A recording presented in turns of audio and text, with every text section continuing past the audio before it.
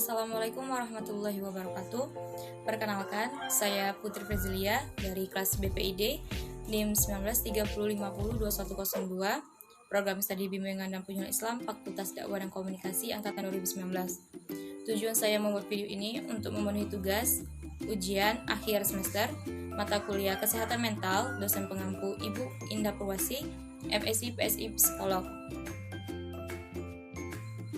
Baiklah, di video ini saya akan menjelaskan salah satu macam dari gangguan kesehatan mental, yaitu gangguan stres pasca trauma atau PTSD. Pengertian dari stres itu sendiri adalah pengalaman emosi negatif yang diiringi dengan perubahan fisiologis, biokimia, dan behavioral yang dirancang untuk mereduksi atau menyesuaikan diri terhadap sterol dengan cara memanipulasi situasi mengubah sterol atau dengan mengakomodasi efeknya. Cloninger mengemukakan stres adalah keadaan yang membuat tegang yang terjadi ketika seseorang mendapatkan masalah atau tantangan dan belum mempunyai jalan keluarnya, atau banyak pikiran yang mengganggu seseorang terhadap sesuatu yang akan dilakukannya. Jadi, dapat disimpulkan bahwa stres adalah respon terhadap tantangan atau masalah yang menerpa individu. Apabila individu tidak mempunyai menyelesaikan masalah, hal ini menyebabkan terganggunya pikiran secara terus-menerus. Stres juga bisa berarti banyaknya pikiran-pikiran yang mengganggu tentang apa yang dilakukan di masa yang akan datang, sehingga menyebabkan individu mengalami gangguan tidur, gelisah, jantung berdebar, dan sebagainya. Faktor dari stres itu sendiri adalah faktor yang menyebabkan munculnya stres pada seseorang dikenal dengan istilah sterol atau sumber stres. Biasanya, sterol dapat muncul dari berbagai situasi dan kondisi tertentu.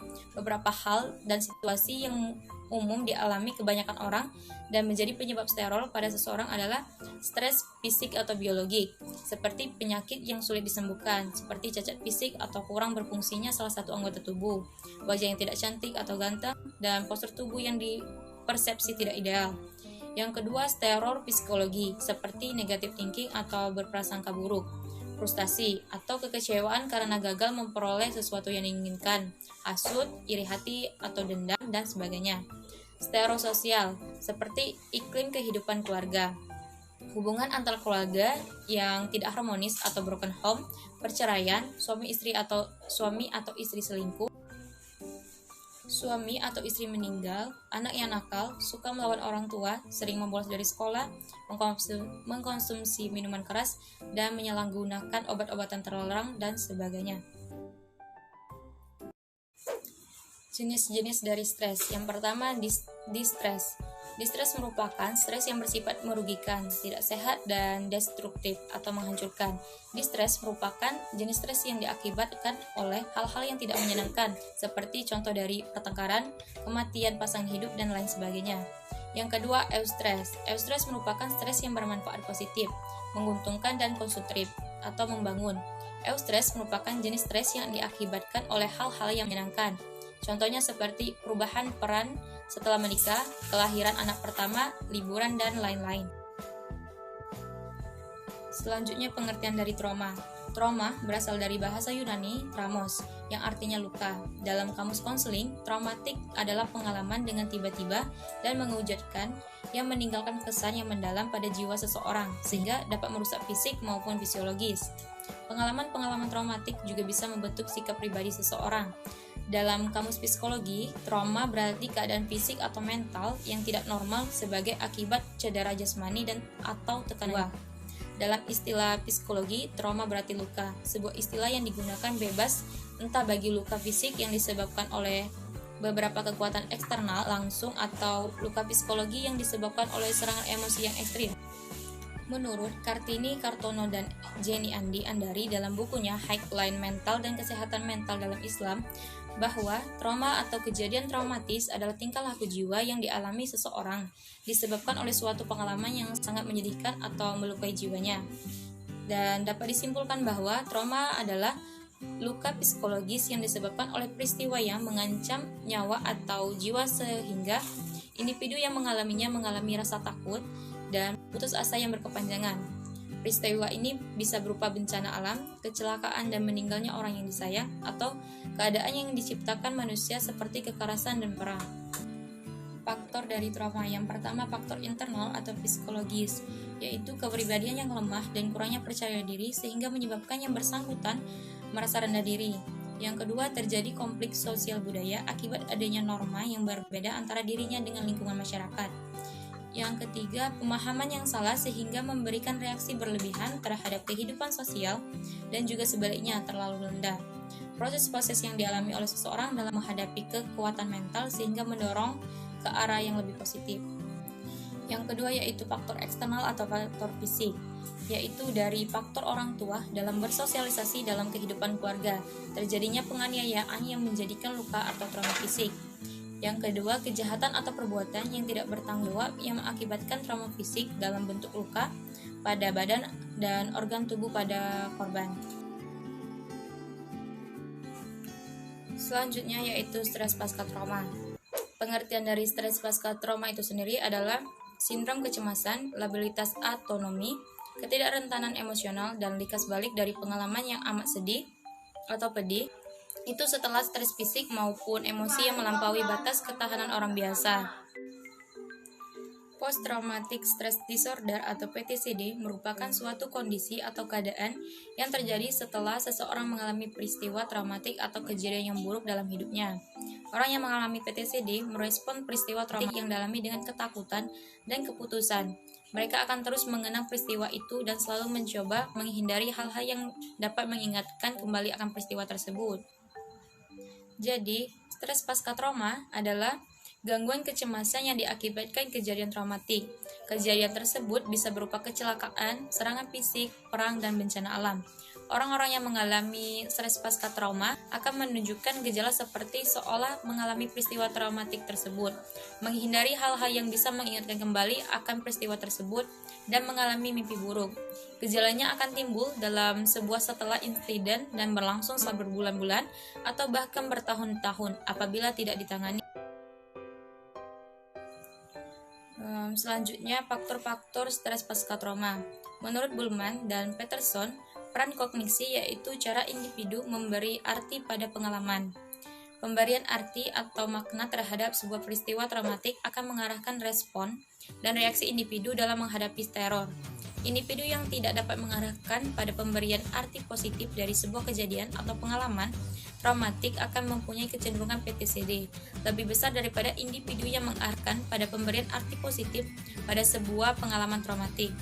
Peran kognisi juga mempunyai pengaruh terhadap kecenderungan post-traumatic stress disorder. Peran kognisi yang berperan adalah dalam memberikan makna dan pada pemberian arti positif pada sebuah pengalaman traumatik.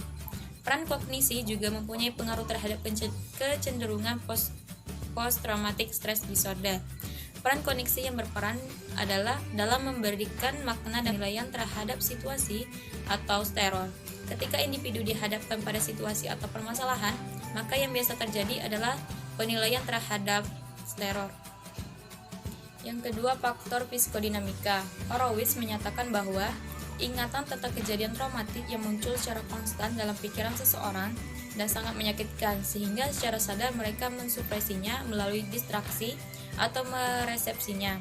Orang yang bersangkutan diyakini mengalami semacam perjuangan internal untuk mengintegrasikan trauma ke dalam keyakinannya tentang dirinya dan dunia agar dapat menerimanya secara masuk akal. Dengan kata lain, bangkitnya ingatan tentang pengalaman sebelumnya yang menimbulkan suatu konflik psikologis. Selanjutnya yaitu cara mengobati orang yang terkena PTSD. Pengobatan gejala PTSD umumnya terjadi dari terapi obat-obatan dan juga dilakukan dengan psikoterapi. Yang pertama yaitu dengan menggunakan psikoterapi. Terapi kognitif membantu pengidap untuk mengenali cara pikir atau pola kognitif yang menyebabkan terhambatnya pengidap dalam proses melalui peristiwa traumatis tersebut. Yang kedua, terapi paparan. Terapi paparan bertujuan membantu pengidap agar bisa menghadapi situasi dan memori yang dianggap menakutkan, sehingga pengidap dapat menghadapinya dengan efektif. Terapi ini efisien terutama pada kasus di mana pengidap mengalami kelas balik atau mimpi buruk. Yang terakhir yaitu movement desensitization and reprocessing atau yang disingkat dengan EMDR. EMDR menggabungkan terapi paparan dan sebuah serial penggerakan mata terarah untuk membantu pengidap memproses sebuah peristiwa traumatis dan dokter akan mengamati reaksi pengidap. Yang kedua yaitu dengan menggunakan obat-obatan. Dengan menggunakan antidepresan, obat ini membantu meringankan gejala depresi, cemas, gangguan tidur, dan gangguan konsentrasi. Yang kedua, anti kecemasan. Obat ini membantu meredakan gangguan cemas dan berat. Yang terakhir yaitu cara mendampingi pengidap post traumatic stress disorder atau PTSD. Saat memiliki teman terdekat atau ada orang-orang yang di sekitar kita yang mengalami gangguan stres pasca trauma, kita akan menghadapi kesulitan tersendiri. Dengan mengetahui beragam gejala dan kondisi yang dialami oleh pengidap, maka kita akan semakin mengerti bagaimana harus bertindak. Dengan begitu, kita dapat membantu orang terdekat untuk menghadapi trauma yang dialaminya. Ada beberapa langkah yang dapat dilakukan saat mendampingi seseorang dengan post-traumatic stress disorder atau PTSD. Yang pertama yaitu jadi pendengar yang baik. Terkadang, pengidap tidak ingin membagi pengalaman traumatis yang dialaminya. Di saat seperti inilah, tugas kita untuk memberikan perhatian khusus pada mereka. Saat mereka sudah percaya dengan kita, mereka akan lebih mudah dalam mengekspresikan rasa takut, gelisah, atau reaksi negatif.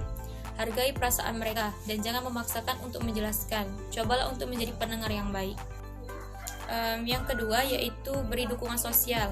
Pengidap post-traumatic stress disorder atau PTSD akan sulit berinteraksi sosial. Mereka tidak segan untuk menarik diri lingkungan pergaulan, bahkan keluarganya sendiri. Jangan memaksa mereka untuk berbicara dan berubah.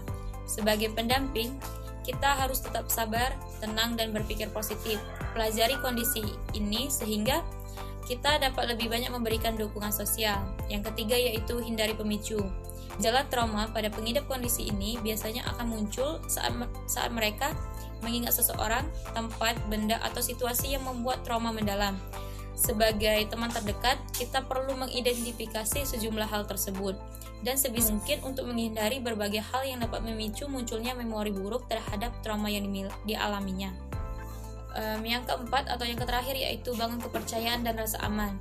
Pengidap gangguan stres pasca trauma akan selalu menganggap dunia penuh dengan bahaya. Mereka bahkan tidak dapat mempercayai diri sendiri.